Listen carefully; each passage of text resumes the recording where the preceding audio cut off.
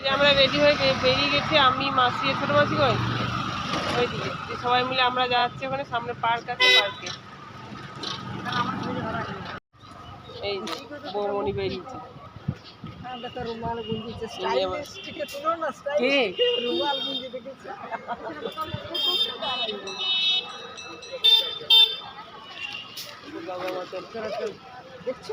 মা এখনো নাম করতে করতে যাবে নাকি? বাবা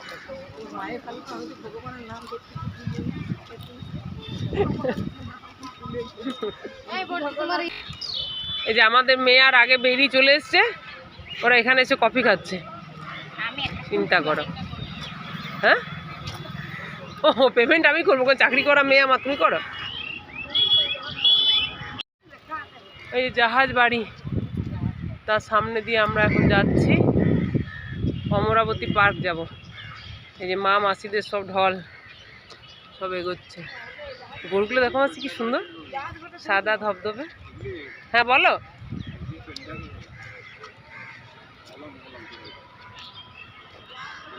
আর তুমি ঘরে চাবি। আমরা পার্কে ঢুকে পড়েছি, অমরাবতী পার্ক। সামনে ঢুকে দেখছি একটা টয় ট্রেন যাচ্ছে।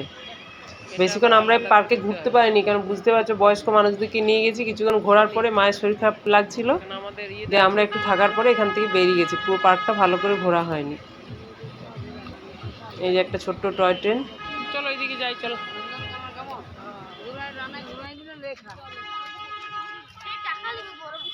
হ্যাঁ, ওটার জন্য আলাদা টিকিট কাটতে হবে। এটা ছোটবেলার ইয়েতে ফিরে চলে গেছে। হচ্ছে বাটুল, কোনটা রে? এই বাটুল দি গ্রেট। আর এটাকে ও সে কি নামগুলো ভুলে গেছে এই মুহূর্তে আমি।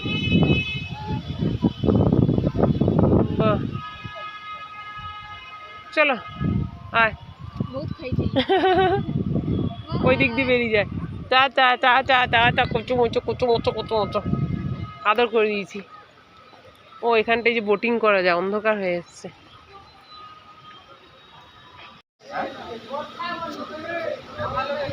আমরা পার্ক থেকে বেরিয়ে মাছের বাজারে এসে ঢুকলাম। মা তো ওই পথে ওনাকে টোটোতে তুলে দিলাম, মা মাসিদিকে ওরা হোটেলে চলে গেল, আমরা সবাই মিলে এলাম মাছের বাজারে।